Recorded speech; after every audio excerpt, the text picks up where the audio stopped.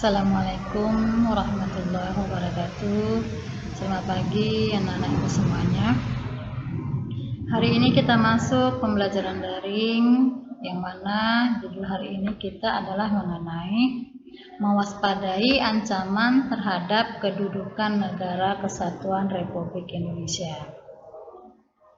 Menelaah ancaman terhadap integrasi nasional Indonesia diapit oleh dua benua, yaitu benua Asia dan Australia, dan dua samudra, yaitu Samudra Hindia dan Samudra Pasifik. Nah, ini ya.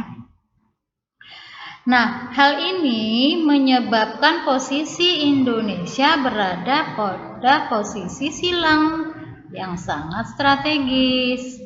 Nah, selain kewilayahan, posisi silang meliputi aspek-aspek kehidupan sosial, yaitu yang pertama, penduduk Indonesia itu berada di daerah yang berpenduduk di belah utara dan daerah berpenduduk jarang di belahan selatan. Jadi, penduduk Indonesia itu merupakan berada di daerah penduduk yang padat di belahan utara dan berpenduduk yang jarang di belah selatan. Yang kedua, ideologi Indonesia itu terletak di antara ideologi komunis dan juga liberal.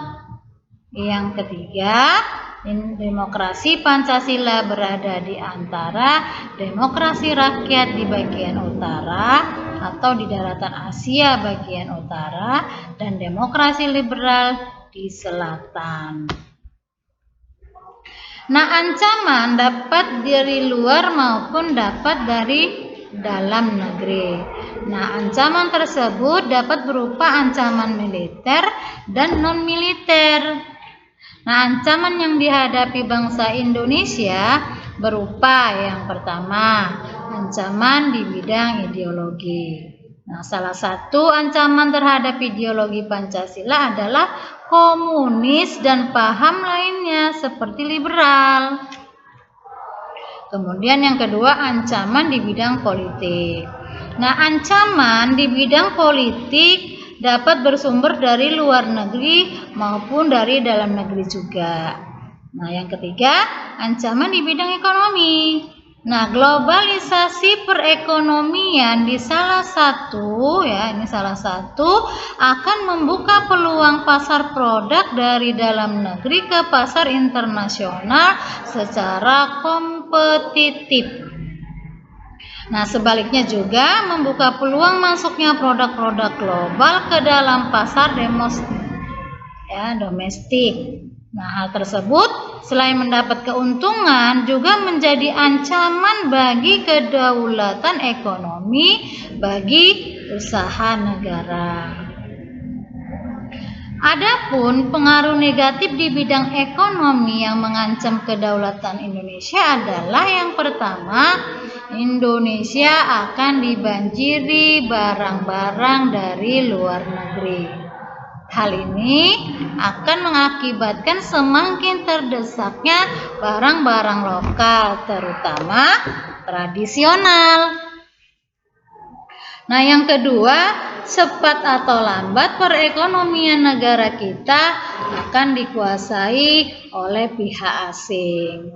Nah, yang ketiga, timbulnya kesenjangan sosial yang tajam sebagai akibat dari adanya persaingan bebas. Yang keempat, sektor-sektor ekonomi rakyat yang diberikan subsidi semakin berkurang. Dan yang terakhir, memperburuk prospek pertumbuhan ekonomi jangka panjang. Nah, itu tadi dalam bidang ekonomi. Nah, sekarang ancaman di bidang sosial budaya. Nah, ancaman di bidang sosial budaya dapat dibedakan atas ancaman dari luar dan dari dalam negeri juga. Nah, ancaman dari dalam dapat berupa kemiskinan, kebodohan, keterbelakangan, dan ketidakadilan. Inilah ancaman dari dalam. Nah, sedangkan ancaman dari luar timbul sebagai akibat pengaruh negatif globalisasi, diantaranya adalah yang pertama munculnya gaya hidup konsumtif yang selalu mengkonsumsi barang-barang dari luar negeri. Jadi, nah di sini masyarakat itu ya mereka itu membeli barang-barang itu mereknya dari luar negeri sehingga mengakibatkan produk dari dalam negeri nah itu semakin menurun. Yang kedua munculnya sifat hedonisme, yaitu kenikmatan pribadi dianggap sebagai suatu nilai hidup tertinggi seperti mabuk-mabukan, pergaulan bebas, poya-poya dan sebagainya. C. Adanya sikap individualisme, yaitu sikap yang selalu mementingkan diri sendiri. D. Munculnya gejala westernisasi, yaitu gaya hidup yang berorientasi kepada budaya barat.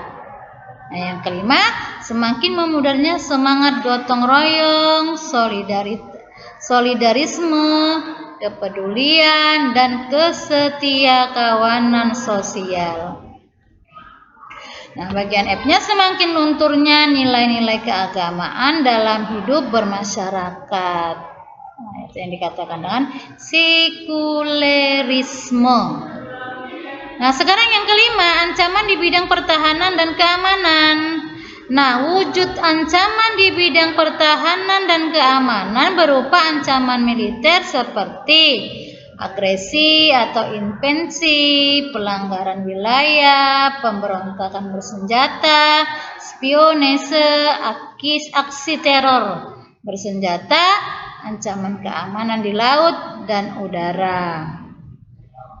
Oke anak-anak ibu sekalian, demikianlah penjelasan ibu. Nah, apabila kamu belum ada yang paham atau belum ada yang mengerti, nah boleh ditanyakan kepada ibu. Dan ibu akhiri dengan Assalamualaikum warahmatullahi wabarakatuh.